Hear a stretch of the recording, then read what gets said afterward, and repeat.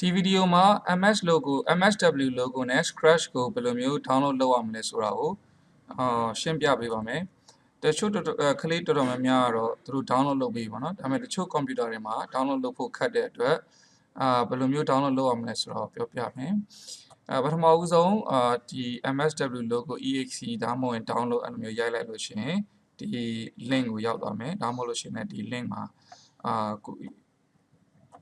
download လုပ်လို့ရပါเนาะဆိုတော့ပြီးလို့ရှိရင်ဒီ free download for Windows အဲ့ဒါကိုနှိပ်လိုက်မှာเนาะ free download for Windows မှာနှိပ်ပြီးရင်free download လုပ်လိုက်လို့ရတယ်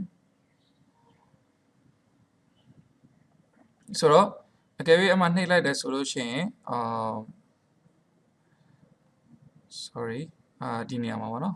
ဒီဟာကကြတော့သူက browser ခုနပြတာပါเนาะအခုယူအမှာဟာဒီရမှာပေါ့နော် free download for PC အမှနှိပ်လိုက်ပဲဆိုလို့ရှိရင်သူက MSW logo ကိုသူက download လုပ်ပေးသွားပါเนาะဆိုတော့download လုပ်ပြီးသားတစ်ခါကျရင်သူကလာပြမယ်ဘယ်မှာ save လုပ်မယ်ပေါ့များသောအားဖြင့်ဒီ download ဆိုတဲ့နေရာမှာရှိရပါเนาะဆိုတော့အဲ download ကိုတွားပြီးတော့မှရှာလိုက်တယ်ဆိုလို့ရှိရင် MSW logo exe file ကိုတွေ့လိမ့်မယ်ဆိုတော့ exe file ကဘယ်လိုမျိုးပုံစံလေးလဲဆိုရင်ဒီမှာဒီလိုဟာမျိုးလေးပါเนาะ MSW logo 65ပေါ့เนาะဆိုတော့ခုနdownload မှာကျွန်တော် save လုပ်လိုက်မယ်ဆိုရင်ဒီမှာလာပြီးတော့ဒီ exe file လေးကိုdownload လုပ်ပြီးရဆိုလာပြတယ်အကယ်၍ဒီဟာကိုဘယ်လိုမျိုးဖွင့်ရမလဲဆိုတာမသိရင်ဒီညလေးနှိပ်လိုက်ပြီး show in folder အဲ့မှာဆိုလို့ရှိရင်သူဒီ file လေးကို download လုပ်ပြီးသွားပြီပေါ့နော်ပြီးတဲ့အခါမှာဒီ right click နှိပ်လိုက်မယ် left click double click မနှိပ်နဲ့ပေါ့နော် right click နှိပ်မယ် right click နှိပ်ပြီးလို့ရှိရင်ဒီ run as administrator အဲ့ဒါလေးကိုနှိပ်ပေးလိုက်လို့ရှိရင်သူက download လုပ်ပြီးသားဖြစ်သွားတယ်install လုပ်ပြီးသားဖြစ်သွားလိမ့်မယ်ပေါ့နော်အကယ်၍အဲ့လို run as administrator မှာတချို့ကလေးတွေရဲ့ computer မှာသူကဒီလိုမျိုးလာမပေါ်ဘူးပေါ့နော်ဒါကတော့ကျွန်တော်တွင်းထားပြီးတဲ့အတွက်သူက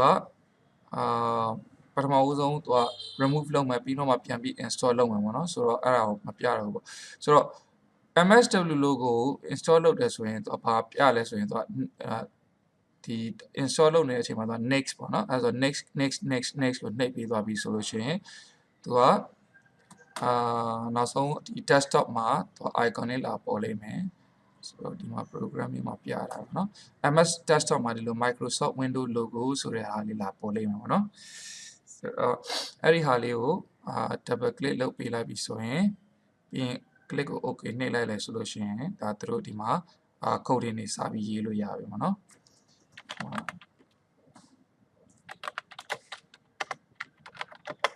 code တွေနေစပြီးတော့ရေးလို့ရပြီပေါ့နော်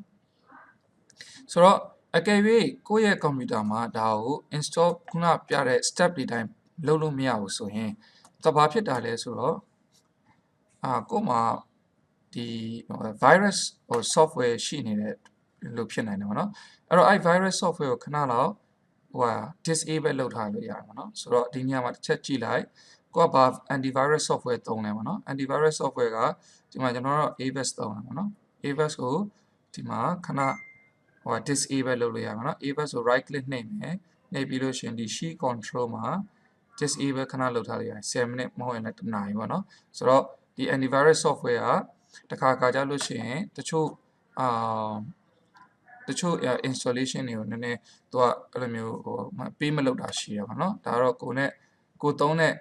virus software ပေါ့ antivirus software ပေါ်မှာမူတည်ပြီးတော့အဲ့ဒါကိုခဏတွားပြီးတော့ temporary သွားပိတ်ထားလို့ရပါတော့ယာယီသွားပိတ်ထားလို့ရတယ်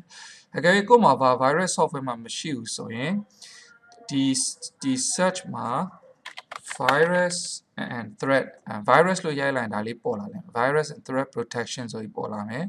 အဲ့ဒီဟာကိုနှိပ်လိုက်မယ်အဲ့ဒီအောင်နှိပ်လိုက်ပြီးဒီမှာတော့ AVES antivirus လောက်ထားပါတော့အဲ့အတွက်ဒီ AVES antivirus ကိုခုနပြသလိုတော့ပိတ်လို့ရအကယ်ကိုမှဘာ virus software မှာမရှိဘူးဆိုလို့ရှိရင်ဒီမှာ virus and threat protection ဆိုပြီးတော့လာပြတယ်အဲ့ဒါလေးကို switch off လုပ်လိုက်ရုံပဲအဲ့ဒါလေးကိုဒီ slide bar လေးကိုဒီဘက်ကိုရွှေ့ပြီး switch off လုပ်လိုက်ပြီးရင် click yes yes နှိပ်ပေးသွားလိုက်လို့ရှိရင်ကို့မှာရှိတဲ့ဒီ antivirus software ပေါ့နော်အဲ့ဒါကခဏယာယီပိတ်သွားမယ်ပိတ်သွားတဲ့အချိန်မှာ install လုပ်လို့ရအောင်အဲ့တော့တချို့ software တွေကantivirus ကတခါကြလို့ရှိရင်ပေးပြီးတော့ install မလုပ်တာရှိရပါတော့ဆိုတော့အဲ့လောက်ခက်ခဲကြီးမဟုတ်ဘူးเนาะနောက်တို့လိုတဲ့ဟာ scratch ဆိုတော့ scratch ကကြတော့သူကဒီ scratch.mid.edu ကိုတွားလိုက်ပါနော်တွားလိုက်ဒါလေးတွေ့မယ်ဒီမှာဆိုလို့ရှိရင်ဒါကဒီအကယ်၍ download မလုပ်ဖ ೇನೆ ပေါ့နော် online ပဲသုံးနေတယ်ဆိုရင်ဒီ online မှာဒါကလုပ်လို့ရတယ် online မှာဒါတွေအကုန်လုံးလုပ်လို့ရတယ်အကယ်၍ offline သုံးနေတယ်ဆိုလို့ရှိရင်တော့scratch ကို download လုပ်ပေးအောင်เนาะဆိုတော့အဲ့လို scratch ကို download လုပ်မဲ့အခါမှာဒီမှာscratch offline editor ဆိုပြီးတော့မှကိုရိုက်ပေးလိုက်ပါနော် scratch offline editor ရိုက်လိုက်လို့ရှိရင်ဒီမှာ download အတွက် Windows 10ဆိုရင် Windows 10ပေါ့နော်ဒီမှာ Windows ကိုက MacBook ဆိုလို့ရှိရင်ဒီမှာ Mac ကိုလုပ်ပေးလိုက်ဆိုတော့ဒါကတော့တခါတည်း OS ကိုသူကရွေးထားပေးပြီးသားဆိုတော့ Windows နှိပ်လိုက်အောင်ဒီမှာ Windows နှိပ်လိုက်မယ်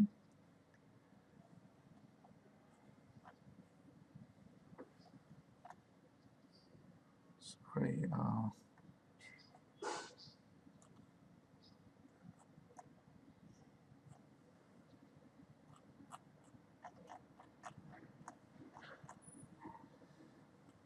ဒီလင်းအလုံးမလို့ဆိုတော့ scratch